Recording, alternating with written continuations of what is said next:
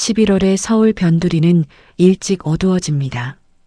해가 기울기 무섭게 재래시장 골목에는 차가운 바람이 스며들고 낡은 천막 사이로 형광등 불빛이 파르르 떨립니다. 생선 비린내와 된장 끓이는 냄새가 뒤섞인 그 골목을 17살. 박준호는 양손을 주머니에 찌른 채 천천히 걸어가고 있었습니다. 어깨가 좁고 키는 아직 덜 자란 듯 보였습니다. 낡은 점퍼 소매는 손등 위까지 내려왔고 운동화 앞코 한쪽이 살짝 벌어져 있었습니다. 그러나 눈빛만큼은 또렷했습니다. 시장 바닥을 내려다보면서도 어딘가 멀리 보는 듯한 그런 눈이었습니다. 준호가 발걸음을 멈춘 곳은 시장 안쪽 구석에 자리한 작은 분식집 앞이었습니다.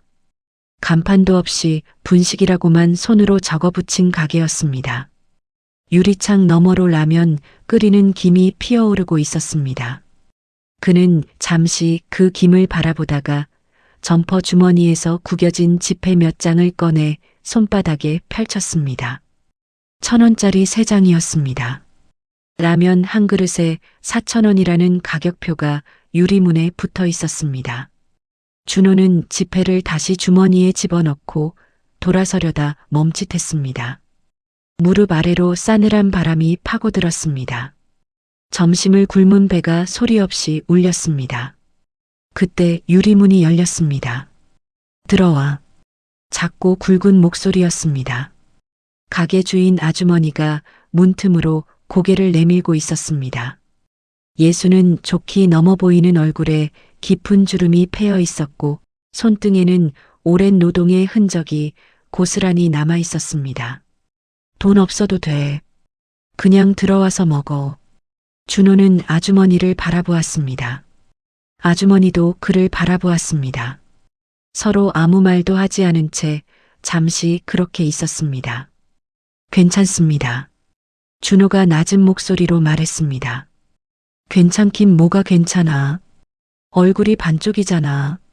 아주머니는 더 기다리지 않고 가게 안으로 몸을 돌렸습니다.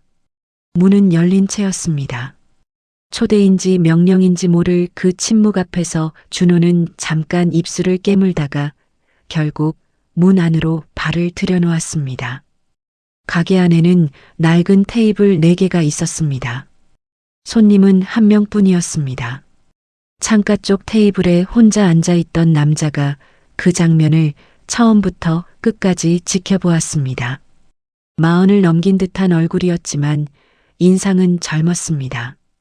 짧게 다듬은 머리카락, 군더더기 없이 절제된 코트 차림.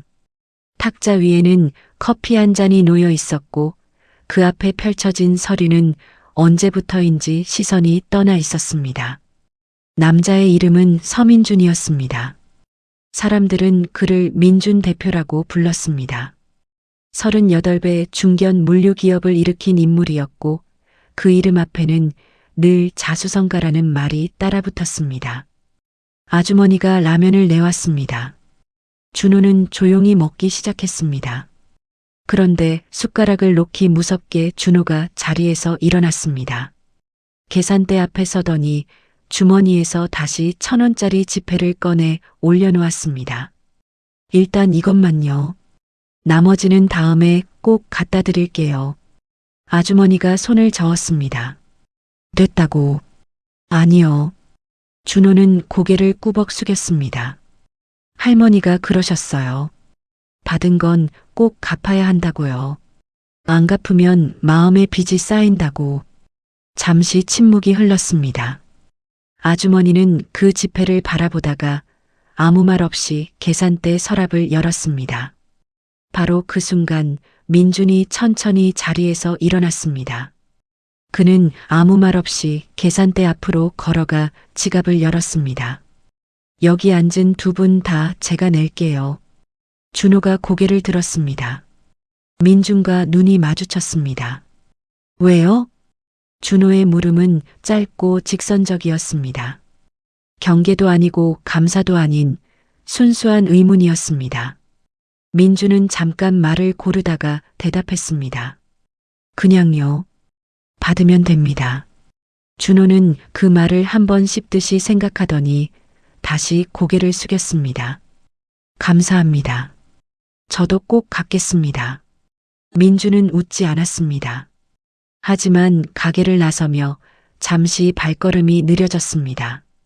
오래전 어느 겨울밤 자신도 비슷한 자리에 서 있었던 기억이 불쑥 올라왔기 때문입니다.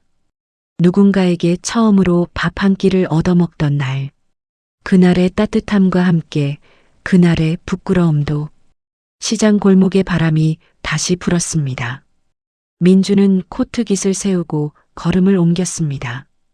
그 아이의 이름도 어디 사는지도 알지 못했습니다. 다시 만날 일이 있을 거라고는 생각하지 않았습니다.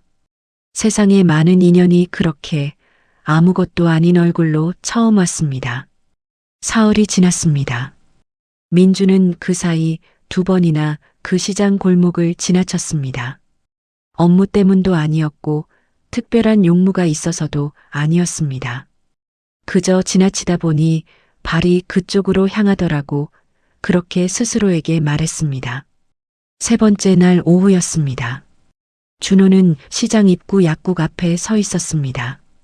손에는 처방전 한 장이 들려 있었고 약사가 건네는 약봉투를 받아들며 계산대에 지폐를 올려놓는 모습이 보였습니다. 거스름 돈을 받고 나서도 준호는 한동안 그 자리에 서 있었습니다.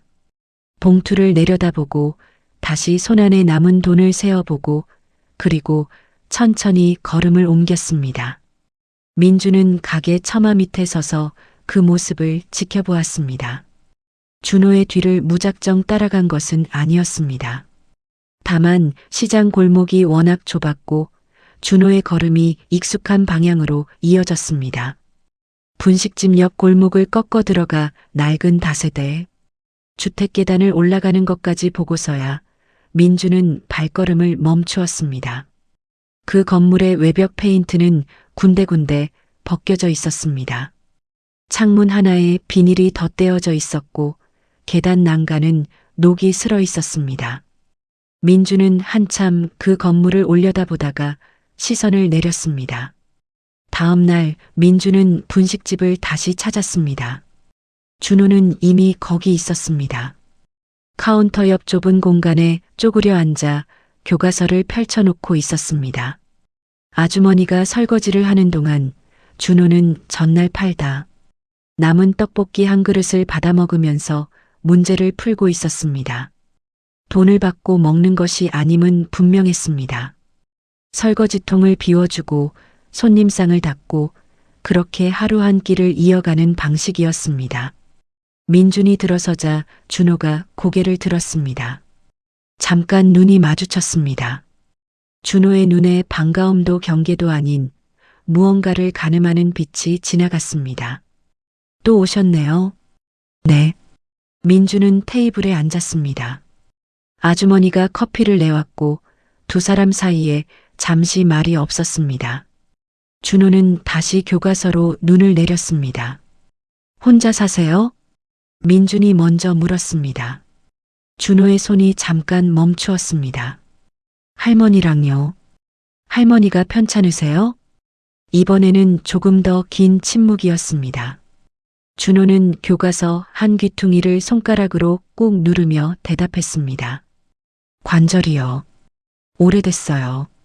민주는 커피잔을 내려놓았습니다. 내가 좀 도울 수 있을까요? 준호가 고개를 들었습니다.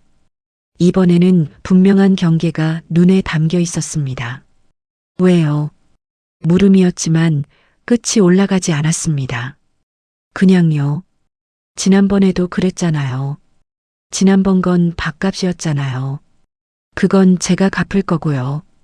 준호의 목소리에는 날이 없었습니다. 그러나 단단했습니다. 민주는 그 단단함의 결을 잠시 느꼈습니다. 밀어붙여서는 안 된다는 것을 알았습니다. 알겠어요. 갚아요. 민준이 말했습니다. 그냥 그렇게 할게요. 준호는 다시 교과서를 들여다보았습니다.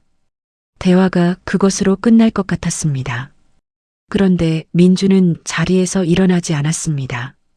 창밖을 잠시 바라보다가 낮은 목소리로 말을 이었습니다. 나도 어렸을 때 비슷했어요. 준호는 책에서 눈을 떼지 않았습니다. 하지만 손은 멈추어 있었습니다. 민주는 서두르지 않고 이야기를 꺼냈습니다. 12살 때였습니다. 부모가 없었습니다. 있기는 했지만 없는 것과 다름없었습니다. 민준이 기억하는 겨울은 언제나 배가 고팠습니다. 시장 쓰레기통 옆에서 버려진 과일을 주워 먹던 날도 있었습니다. 자존심이 없어서가 아니라 자존심을 지킬 힘이 남아있지 않았기 때문이었습니다. 그 겨울에 한 할머니를 만났습니다. 시장 안쪽에서 야채를 파시던 분이었습니다. 민준이 쓰레기통을 뒤지는 것을 보고도 그 할머니는 아무 말도 하지 않았습니다. 다음 날 노점 한쪽에 밥을 싸놓았습니다. 가져가라는 말도 없이 그냥 거기 놓아두었습니다. 민주는 사흘 동안 그 밥을 가져가지 않았습니다. 나흘째 되던 날 할머니가 먼저 말을 걸었습니다. 자존심도 배가 불러야 지키는 거야. 그 말 한마디에 민주는 숟가락을 들었습니다. 그 뒤로 한 달 남짓 그 할머니의 노점을 도왔습니다. 짐을 나르고 손님을 불렀습니다. 떠나던 날 할머니가 손을 잡았습니다. 나중에 크면 다른 사람을 도우며 살아라. 그게 전부였습니다. 이름도 몰랐습니다. 어디 사는지도 몰랐습니다. 다시 찾아갔을 때는 노점이 사라지고 없었습니다. 민준이 이야기를 마쳤을 때 분식집 안에는 라면 끓는 소리만 남아 있었습니다. 준호는 교과서를 덮어놓은 채 조용히 앉아 있었습니다. 무릎 위에 손을 올려놓고 바닥에 어느 한 점을 내려다보고 있었습니다. 그 할머니 찾으셨어요? 못 찾았어요. 준호가 천천히 고개를 끄덕였습니다. 우리 할머니도 그런 말해요. 받은 건 갚고 줄 수 있으면 줘라고. 말은 똑같은데. 그는 잠깐 입을 다물었다가 다시 말을 이었습니다. 저도요. 그런 사람이 되고 싶은데. 되겠죠. 민준의 대답은 짧았습니다. 하지만 빈말이 아니었습니다. 어떻게 알아요? 아까 약국에서 봤어요. 거스름 돈 세는 거. 준호의 얼굴에 무언가가 스쳤습니다. 부끄러움인지 아니면 들켰다는 씁쓸함인지 분간하기 어려운 표정이었습니다. 민주는 그 표정을 외면하지 않고 바라보았습니다. 세는 사람이 나중에 세워주게 돼 있어요. 준호는 아무 말도 하지 않았습니다. 그러나 고개를 들었습니다. 그날 저녁 준호는 약봉투를 들고 계단을 올랐습니다. 할머니는 이미 주무시고 있었습니다. 좁은 방 안에 약 냄새와 낡은 이불 냄새가 배어 있었습니다. 준호는 약을 머리맡에 올려놓고 불을 끄지 않은 채 그 자리에 잠시 앉아 있었습니다. 그 사람의 이야기가 머릿속에서 천천히 움직이고 있었습니다. 버려진 아이, 쓰레기통, 이름도 모르는 할머니, 그리고 지금 저 자리에 앉아 있는 사람, 자신과 닮았다고 생각했습니다. 그러나 단순히 처지가 닮은 것이 아니었습니다.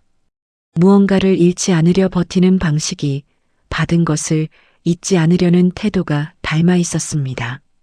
준호는 무릎을 세워 두 팔로 감쌌습니다. 도움을 받는 것은 여전히 어려웠습니다. 쉽게 손을 내밀고 싶지 않았습니다. 그러나 오늘은 처음으로 손을 내밀어 오는 사람의 마음이 어디서 왔는지를 조금은 알 것 같았습니다. 그것만으로도 무언가가 달라졌습니다. 무엇이 달라졌는지는 아직 몰랐습니다. 하지만 준호는 다음에 그 사람을 다시 만나면 먼저 말을 걸어볼 수 있을 것 같다는 생각을 처음으로 했습니다. 일주일이 지났습니다. 그 사이 준호는 분식집에 2번 더 들렀고 민준도 그때마다 거기 있었습니다. 특별한 약속을 한 것은 아니었습니다. 그냥 그렇게 됐습니다. 두 사람은 각자 자기 할 일을 하면서 가끔 짧게 말을 주고받았습니다. 라면이 맵다는 이야기, 시험이 언제냐는 이야기, 그런 것들이었습니다. 민주는 더 묻지 않았습니다. 준호도 더 말하지 않았습니다. 그러던 어느 오후였습니다. 준호가 분식집 문을 열고 들어서는데 얼굴빛이 달랐습니다. 창백하다기보다는 무언가를 꾹 눌러 담은 듯한 얼굴이었습니다. 가방을 내려놓고 아주머니에게 무언가를 물어보았습니다. 아주머니가 고개를 끄덕이며 준호의 등을 한번 두드렸습니다. 민주는 그 모습을 지켜보다가 조용히 물었습니다. 무슨 일 있어요? 준호가 잠깐 망설였습니다. 할머니가요. 어제부터 열이 좀 있어서요. 병원은요? 예약했어요. 모레. 민주는 더 묻지 않았습니다. 그러나 커피잔을 내려놓고 준호를 바라보았습니다. 준호는 시선을 받지 않으려는 듯 테이블 모서리를 손가락으로 문질렀습니다. 저희 집에 오실래요? 말이 나오고 나서 준호 자신이 먼저 놀란 것 같았습니다. 손가락이 멈췄습니다. 제가 왜 그런 말을 했는지 모르겠는데 준호가 낮게 덧붙였습니다. 그냥 할머니한테 보여드리고 싶어서요. 이런 어른도 있다고. 골목은 좁았습니다. 분식집 옆 골목을 꺾어 들어가면 오래된 다세대 주택들이 어깨를 맞댄 채 서 있었습니다. 햇볕이 잘 들지 않는 방향이라 낮인데도 골목 안쪽은 그늘이 깊었습니다. 계단 난간에는 누군가 화분을 올려두었는데 흙이 말라 식물은 이미 시들어 있었습니다. 준호가 3층 문 앞에서 열쇠를 꺼냈습니다. 지저분해요. 괜찮아요. 문이 열렸습니다. 좁은 현관, 낡은 장판, 벽지가 모서리에서부터 들뜬 작은 방 하나. 부엌은 현관과 거의 붙어 있었고 싱크대 위에 약봉투가 몇 개 쌓여 있었습니다. 창문으로 들어오는 빛이 약해서 낮인데도 형광등이 켜져 있었습니다. 그리고 방 안쪽 얇은 이불을 덮고 누워있는 할머니가 있었습니다. 준호가 조용히 다가가 이불 끝을 여몄습니다. 할머니, 손님 오셨어요. 할머니가 천천히 눈을 떴습니다. 움직임이 느렸습니다. 일어나려는 기색을 보이자 준호가 얼른 등 뒤에 손을 받쳤습니다. 두 사람이 함께 상체를 일으키는 동안 민주는 현관 근처에 서 있었습니다. 그때였습니다. 할머니가 민준 쪽으로 시선을 돌렸습니다. 민준의 몸이 굳었습니다. 세월이 많이 지나 있었습니다. 주름은 깊어졌고 머리카락은 모두 휘었습니다. 몸도 예전보다 훨씬 작아 보였습니다. 그러나 눈이 남아 있었습니다. 그 눈의 생김새가, 그 눈이 사람을 바라보는 방식이 민준의 기억 속 어딘가를 건드렸습니다. 시장 노점, 겨울바람, 소리 없이 놓여있던 밥 한 그릇. 자존심도 배가 불러야 지키는 거야. 민준의 귀 안쪽에서 그 목소리가 울렸습니다. 26년 전의 목소리였습니다. 할머니, 말이 나온 것인지 입안에서 움직인 것인지 알 수 없었습니다. 민주는 자신이 소리를 냈는지조차 몰랐습니다. 할머니의 눈이 가늘어졌습니다. 민준을 오래 바라보았습니다.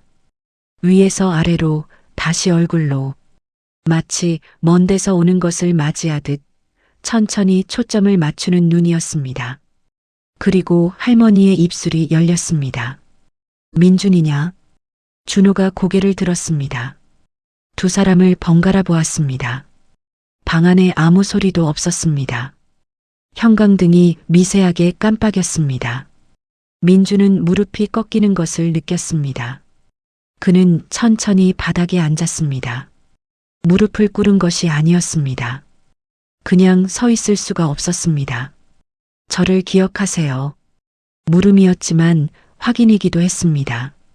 할머니는 대답하지 않았습니다. 대신 손을 들었습니다. 관절이 굵어진 손이었습니다.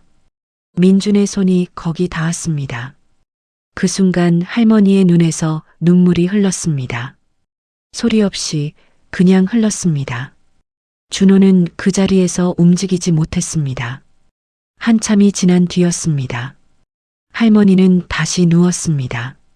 숨이 고르지 않았습니다. 준호가 물을 떠오는 동안 민주는 방 한쪽에 앉아 있었습니다. 손 위에 얼굴을 묻고 싶었습니다. 그러지 않았습니다. 26년이었습니다. 그 긴 시간 동안 민주는 그 할머니를 찾았습니다. 아니, 찾으려 했습니다. 시장이 어딘지도 기억이 흐릿했고 이름도 몰랐습니다. 어쩌면 정말로 찾을 수 있다고 믿지 않았는지도 몰랐습니다. 그냥 마음속 어딘가에 놓아두고 살았습니다. 그런데 이렇게 만났습니다. 라면 한 그릇 때문에 들른 낡은 분식집에서 어린 소년이 건넨 짧은 말 한마디 때문에 준호가 물컵을 들고 돌아왔습니다. 할머니는 이미 눈을 감고 있었습니다. 준호가 물컵을 머리맡에 내려놓으며 이불을 고쳐 덮었습니다. 그 동작이 오래 해온 사람의 것처럼 자연스러웠습니다. 민주는 그 모습을 바라보았습니다. 이 아이가 이 방에서 해온 것들이 그제야 한꺼번에 보였습니다. 약봉투, 시든 화분, 닳아진 장판, 형광등 하나로 버텨온 밤들. 누군가가 곁에 있어야 했을 시간을 이 아이는 혼자 감당했습니다. 불평 없이, 그리고 여전히 받은 건 갚겠다고 말하면서 민주는 입술을 꾹 다물었습니다. 감사하다는 마음은 이미 오래전부터 있었습니다. 그러나 지금 느끼는 것은 그것과 달랐습니다. 더 무겁고 더 단단한 무언가였습니다. 갚아야 한다는 것이 아니었습니다. 지켜야 한다는 것이었습니다. 준호가 부엌에서 컵라면 2개를 들고 왔습니다. 내밀면서 말했습니다. 이것밖에 없어요. 충분해요. 두 사람은 나란히 앉아 라면을 먹었습니다. 말이 없었습니다. 할머니의 고른 숨소리가 방 안을 채웠습니다. 한참 뒤 준호가 먼저 입을 열었습니다. 할머니가 알아보셨네요. 네. 그럼 진짜였네요. 그 이야기. 민주는 젓가락을 내려놓았습니다. 진짜였어요. 준호는 무릎 위에 컵라면을 올려놓고 잠시 할머니 쪽을 바라보았습니다. 할머니가 많이 아파요. 병원에서는 수술 얘기도 했는데 돈이. 말이 거기서 끊겼습니다. 준호는 끝을 맺으려 하지 않았습니다. 맺을 수 없는 말이었습니다. 민준도 끊어진 자리를 서둘러 채우지 않았습니다. 다만 할머니의 얼굴을 바라보았습니다. 고요하게 잠든 얼굴. 26년 전에도 저렇게 고요했습니다. 아무것도 바라지 않는 사람의 얼굴이었습니다. 그 고요함이 지금의 민준에게는 그 어떤 말보다 무겁게 내려앉았습니다. 밖에서 바람소리가 들렸습니다. 골목의 바람이었습니다. 민주는 그 소리를 들으며 내일 아침 가장 먼저 해야 할 일이 무엇인지를 생각했습니다. 아직 준호에게 아무 말도 하지 않았습니다. 섣불리 말하고 싶지 않았습니다. 그러나 마음속에서는 이미 결정이 서 있었습니다. 다음 날 아침 민주는 일찍 사무실로 나갔습니다. 비서에게 2가지를 지시했습니다. 하나는 시장 일대 건물 등기 현황 조회였습니다. 다른 하나는 알코올 의존증 전문 재활기관 목록이었습니다.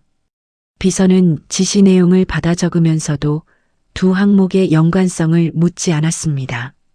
민준의 표정이 그런 질문을 허락하지 않았습니다. 자료가 올라오는데 반나절이 걸렸습니다. 시장 골목 일대 건물 5동은 모두 같은 이름으로 등기되어 있었습니다. 최상철.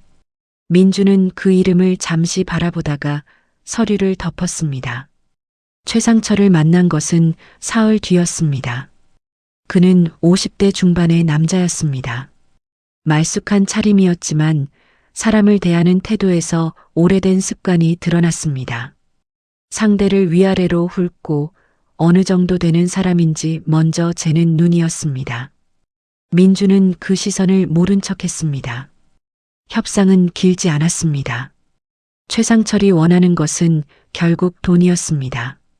재개발을 기다리며 세입자를 밀어내려 했지만 재개발 일정이 불투명해지자 자금이 묶인 상태였습니다. 민준이 제시한 금액은 시세보다 조금 높았습니다. 조건은 하나였습니다. 현재 세입자 전원의 임대차 계약을 인수하고 향후 5년간 임대료를 올리지 않는다는 것이었습니다. 최상철은 하루를 달라고 했습니다. 이틀 뒤 연락이 왔습니다. 하겠다고 했습니다. 민주는 분식집 아주머니에게 먼저 알렸습니다. 아주머니는 처음에 무슨 말인지 이해하지 못했습니다. 민준이 다시 한번 설명했습니다. 건물이 바뀌었고 임대료는 그대로이며 나가실 필요 없다고. 아주머니는 한동안 말이 없었습니다. 그러다가 앞치마로 눈 아래를 한번 훔쳤습니다. 딱 한 번이었습니다. 왜요? 이 골목이 없어지면 안 될 것 같아서요. 아주머니는 더 묻지 않았습니다. 민준도 더 말하지 않았습니다. 아주머니가 라면을 끓여내왔고 두 사람은 그것을 먹었습니다. 계산을 하려 하자 아주머니가 손을 저었습니다. 오늘은 내가 내는 거야. 민주는 사양하지 않았습니다. 소문은 시장 안에서 빠르게 돌았습니다. 건물이 바뀌었다는 이야기, 임대료가 오르지 않는다는 이야기. 상인들 사이에서 반신반의하는 분위기가 며칠 이어졌습니다. 새 건물주를 직접 보지 못한 사람들은 또 다른 압박이 시작되는 것 아니냐며 경계했습니다. 민주는 그 소문을 굳이 바로잡으러 다니지 않았습니다. 대신 골목을 천천히 걸었습니다. 야채가게, 생선가게, 떡볶이 노점, 오래된 이불가게. 상인들은 저마다 민준을 바라보았습니다. 눈이 마주치면 민준은 가볍게 고개를 숙였습니다. 말은 없었습니다. 그것으로 충분했습니다. 며칠이 지나자 골목 분위기가 조금씩 달라졌습니다. 쫓겨날지 모른다는 긴장이 걷히자 사람들의 어깨가 낮아졌습니다. 목소리가 조금 커졌습니다. 오랜만에 장사 이야기를 나누는 소리가 들렸습니다. 작은 변화였지만 민주는 그 변화를 알아챘습니다. 준호의 부모 이야기는 준호에게서 직접 들었습니다. 어느 저녁 두 사람이 분식집에 나란히 앉아 있을 때였습니다. 준호가 먼저 말을 꺼냈습니다. 평소답지 않게 머뭇거리는 시작이었습니다. 저희 부모님이요. 네. 많이 힘든 상태예요. 오래됐어요. 민주는 라면, 국물을 한 모금 마시고 잔을 내려놓았습니다. 알아요. 준호가 고개를 들었습니다. 어떻게요? 할머니한테 여쭤봤어요. 지난번에. 준호는 잠시 입을 다물었습니다. 배신감은 아니었습니다. 다만 오래 혼자 담아온 이야기가 밖으로 나왔다는 사실이 낯설고 조금은 무거웠습니다. 창피하지 않냐고 물어보려는 거 아니에요. 민준이 먼저 말했습니다. 창피한 일이 아니니까요. 준호는 테이블 위를 내려다보았습니다. 저는 그냥요. 한 번쯤은 나아질 수 있으면 좋겠다고 생각해요. 그 사람들이요. 그 사람들이요? 부모님이요. 그 말이 나오는 방식이 쓸쓸했습니다. 미워서 거리를 두는 것이 아니라 너무 오래 상처를 받아서 가까운 말이 나오지 않게 된 사람의 목소리였습니다. 민주는 서류 봉투 하나를 꺼내 테이블 위에 올려놓았습니다. 재활치료기관이에요. 국가 지원이 되는 곳으로 알아봤고 입소 절차는 제가 도울 수 있어요. 하겠다는 마음이 있을 때 연락 주세요.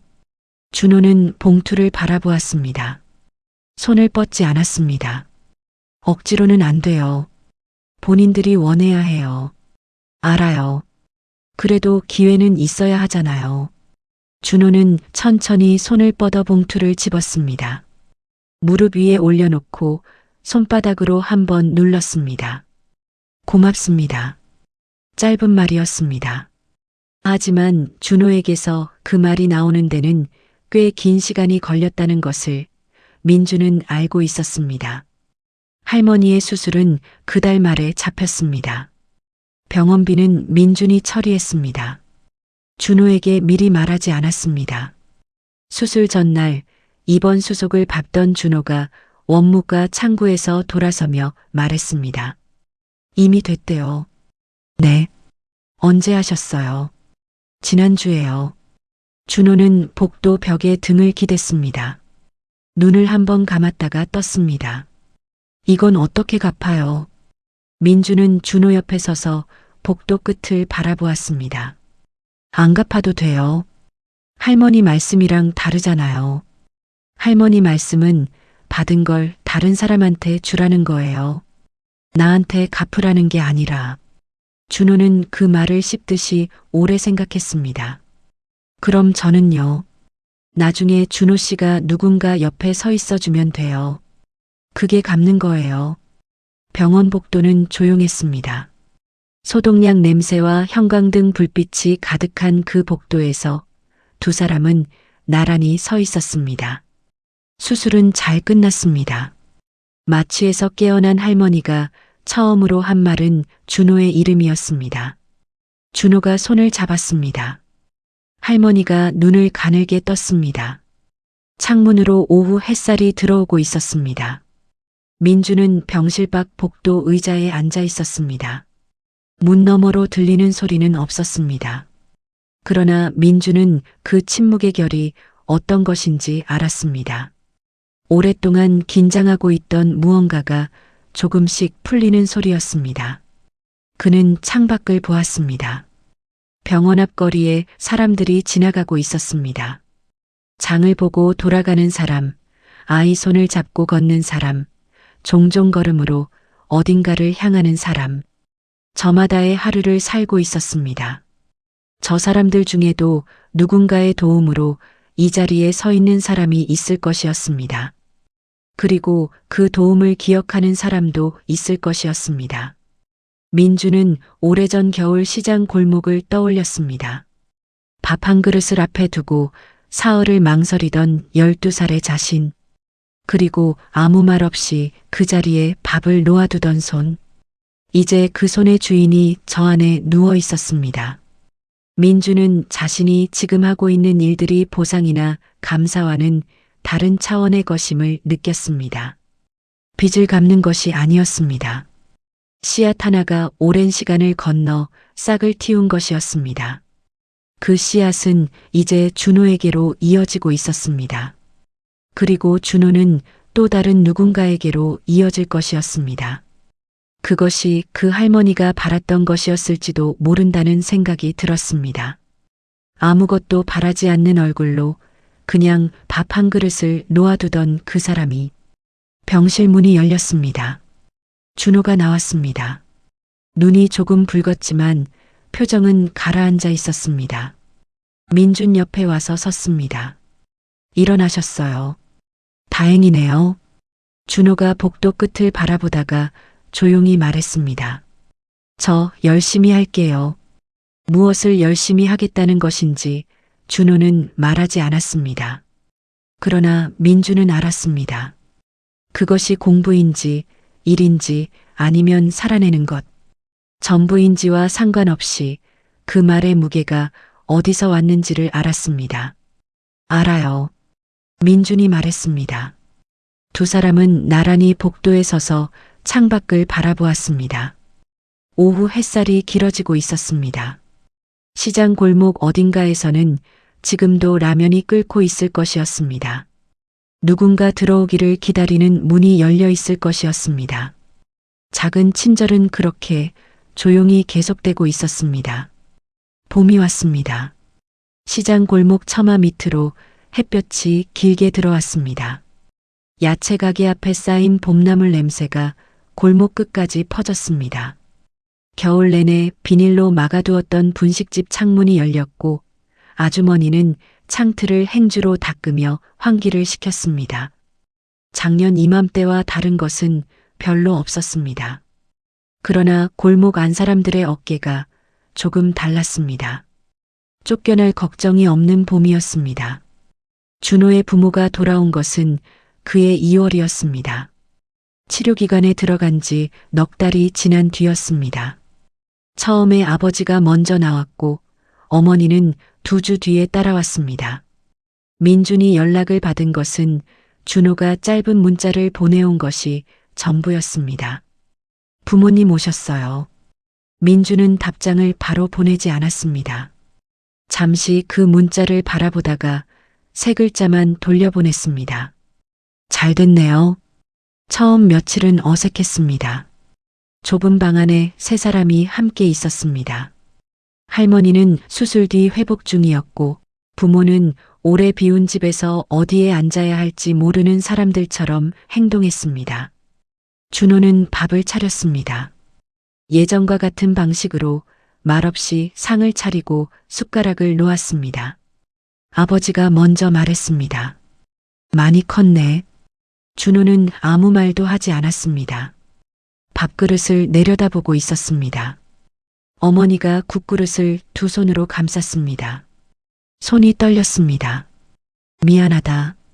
그 말이 방 안에 떨어졌습니다. 준호는 여전히 말이 없었습니다. 그러나 숟가락을 들었습니다.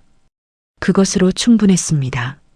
3사람은 천천히 밥을 먹었습니다. 말은 없었지만 침묵의 결이 달랐습니다. 등을 돌린 침묵이 아니라 같은 쪽을 보고 있는 침묵이었습니다. 할머니가 방 안에서 기침 소리를 냈습니다. 어머니가 먼저 일어났습니다. 그것이 시작이었습니다. 관계는 한꺼번에 회복되지 않았습니다. 하루하루가 조금씩이었습니다. 아버지는 시장 안배달 일을 시작했습니다. 이른 아침에 나가 짐을 날랐습니다. 처음에는 상인들이 낯설어 했지만 말없이 성실하게 움직이는 모습을 보며 하나둘 자리를 내주었습니다. 어머니는 분식집 아주머니 밑에서 일을 거들었습니다. 아주머니는 아무것도 묻지 않았습니다. 그냥 앞치마를 건네주었습니다. 준호는 그 변화를 조용히 지켜보았습니다. 기대하지 않으려 했습니다. 오래 실망해온 사람의 방어였습니다. 그러나 아버지가 저녁에 돌아와 구두를 가지런히 놓는 것을 보았을 때 어머니가 할머니 약을 챙기며 복용 시간을 확인하는 것을 보았을 때 준호는 자신도 모르게 어깨에서 무언가가 내려가는 것을 느꼈습니다. 오래 들고 있었던 것이었습니다. 너무 오래 들고 있었기 때문에 그것이 무겁다는 사실조차 잊고 있었습니다. 봄학기가 시작되고 얼마 지나지 않아 준호는 민준을 찾아갔습니다. 민준의 사무실은 처음 가보는 곳이었습니다. 엘리베이터를 타고 올라가면서 준호는 층수를 세었습니다. 15층이었습니다. 유리문 너머로 보이는 사무실은 조용하고 정돈되어 있었습니다. 민준은 소파에 앉아 서류를 보다가 준호가 들어서자 일어났습니다. 왔어요. 네. 준호는 어색하게 소파에 앉았습니다. 잠시 2사람 사이에 말이 없었습니다. 잘 지내요? 네. 많이요. 민준이 먼저 물었고 준호가 짧게 답했습니다. 그 짧은 대답에 많은 것이 담겨 있었습니다. 민준은 알아들었습니다.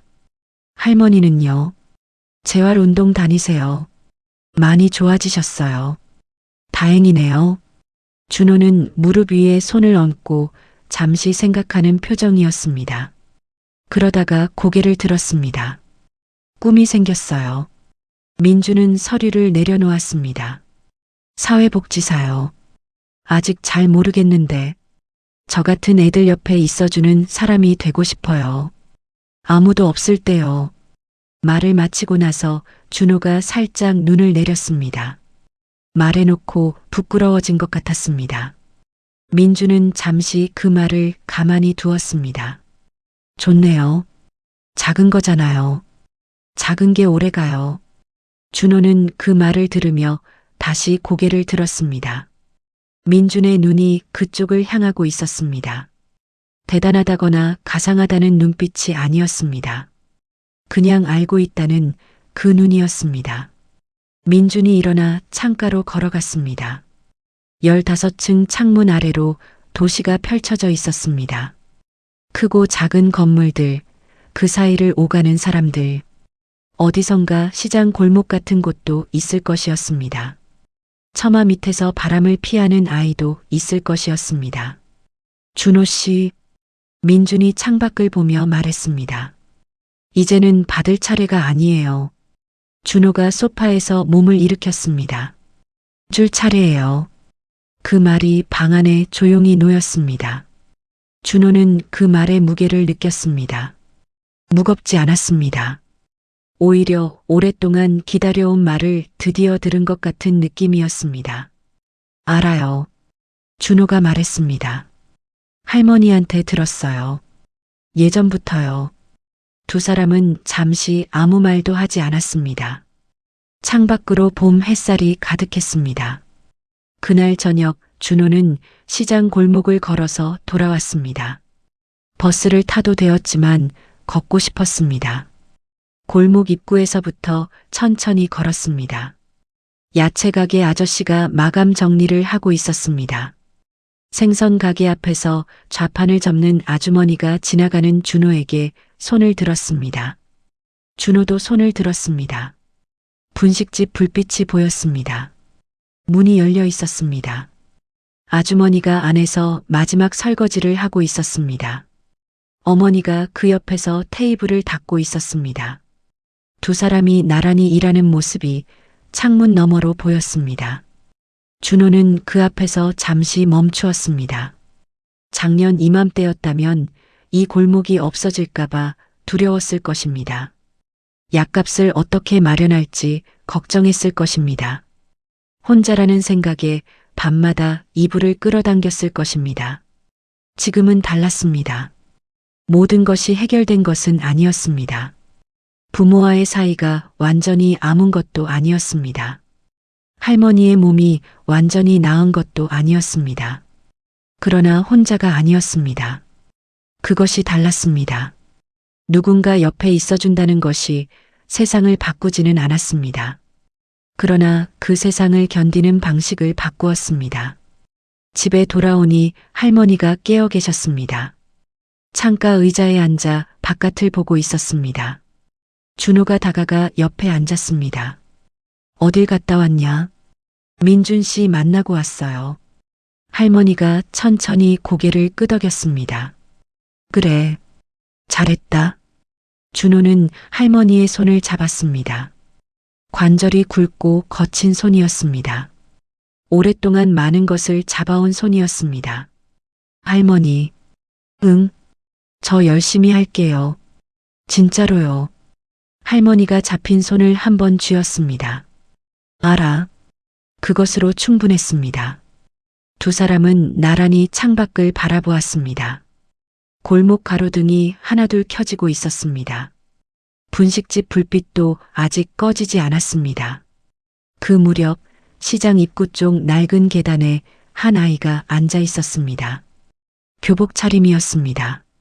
가방을 무릎 위에 올려놓고 지나가는 사람들을 바라보고 있었습니다. 배가 고픈 것인지 갈 곳이 없는 것인지 그도 아니면 그냥 지쳐 있는 것인지 분식집 문이 열렸습니다. 어머니가 나오다가 그 아이를 보았습니다. 잠시 멈추었습니다. 그러다가 천천히 아이 쪽으로 걸어갔습니다. 무슨 말을 했는지는 들리지 않았습니다. 다만 아이가 천천히 일어나 어머니를 따라 분식집 안으로 들어갔습니다. 문이 닫혔습니다. 골목에는 가로등 불빛만 남았습니다. 조용하고 따뜻한 빛이었습니다.